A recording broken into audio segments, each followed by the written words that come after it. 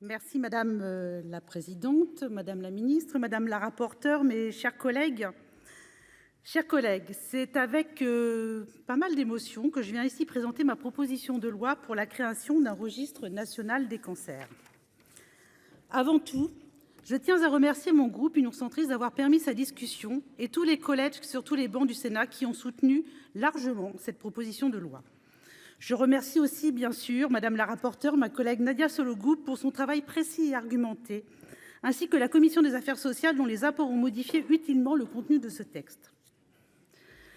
Avec émotion donc, car cette proposition de loi est l'aboutissement de plusieurs années d'engagement et d'échanges pour confirmer l'utilité d'un tel registre. En effet, cet outil est considéré comme indispensable par un très grand nombre d'acteurs, et ce, dans le but d'améliorer et de rendre plus efficace la lutte contre le cancer dans toutes ses dimensions. Mes chers collègues, ma conviction de la vertu scientifique d'un registre a débuté à l'occasion de mon travail de thèse, soutenu en 1998, je reconnais, c'est pas tout jeune, et qui portait sur l'exposition professionnelle à l'amiante et le risque de cancer digestif. Sans la qualité à l'époque du registre des cancers digestifs du Calvados et l'accès simple à ces données, ce travail n'aurait pas abouti. Nous avions alors mis en évidence une surincidence de cancers digestifs dans une population professionnellement exposée et, fait important, une relation dose-effet entre la quantification de l'exposition à l'amiante et l'apparition d'un cancer digestif. Ceci est l'illustration d'un fait. On le sait, l'épidémiologie ne s'approche au plus près de la vérité scientifique que si elle s'adosse à une observation rigoureuse et réelle de la pathologie. En l'occurrence, dans le texte qui nous réunit aujourd'hui, c'est bien d'un registre national général des cancers qu'il s'agit. J'ai donc, logiquement, depuis ces années de recherche, conçu la conviction qu'il nous fallait en France se doter d'un tel outil. Depuis, cette conviction m'a toujours suivie et s'est renforcée, et ce pour plusieurs raisons. Tout d'abord, que ce soit les constants progrès diagnostiques, la nécessité d'améliorer sans cesse le dépistage et la prévention, les besoins d'identifier les nouveaux facteurs de risque émergents dans un environnement changeant où les expositions à des facteurs exogènes sont nombreux, liés à l'évolution rapide de notre mode de vie, et bien sûr la révolution thérapeutique qui avance si rapidement, tous ces sujets sont autant de défis qui méritent que nous nous saisissions de ce registre national. Car l'accès rapide à une donnée fiable, éprouvée et rigoureuse est essentiel pour apporter suivi et la bonne réponse. Mais aussi, c'est de la société elle-même qu'est venu un mouvement à la fois de soutien et de souhait que ce registre soit constitué. Chercheurs, médecins et professeurs, sociétés savantes, associations de patients comme France Asso Santé, la Ligue nationale contre le cancer, encore tout récemment, qui vient de me confirmer son soutien, les réseaux des registres de cancer Francim. La volonté est là que ce texte aboutisse.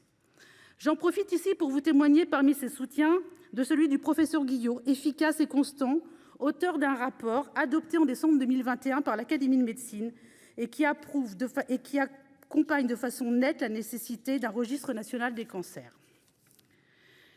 J'ai, grâce à lui, pu assister à de nombreuses auditions ayant constitué la base de ce rapport et qui ont bien sûr alimenté ce travail législatif tout récent. C'est donc logiquement à l'issue d'un cheminement long et motivant que cette proposition de loi arrive aujourd'hui en examen au Sénat. C'est ajouter à ces arguments une motivation supplémentaire.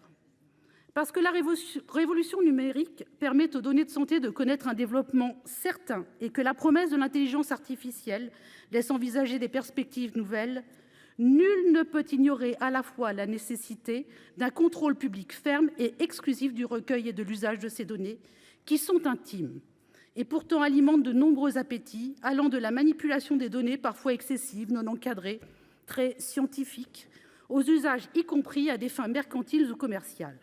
Ne soyons pas naïfs. Sur ces sujets, la Startup Nation avance, mais l'expertise et le contrôle humain dans un but de santé publique en deviennent encore plus indispensables. Un registre des cancers national aux données vérifiées, encadrées, photographie réelle, actuelle des cancers et de leur évolution dans le temps, hébergé par l'INCa, dont la fonction éminemment d'utilité publique serait ainsi la garantie pour tous que ces données, propriété de chacun, resteraient protégées, protégeant en retour les citoyens. Voici, Madame la Présidente, Madame la Ministre, mes chers collègues, ce que je souhaitais vous apporter en préambule de ces discussions et vous dire ainsi ma conviction intime, intense, de la nécessité de la création d'un registre national des cancers.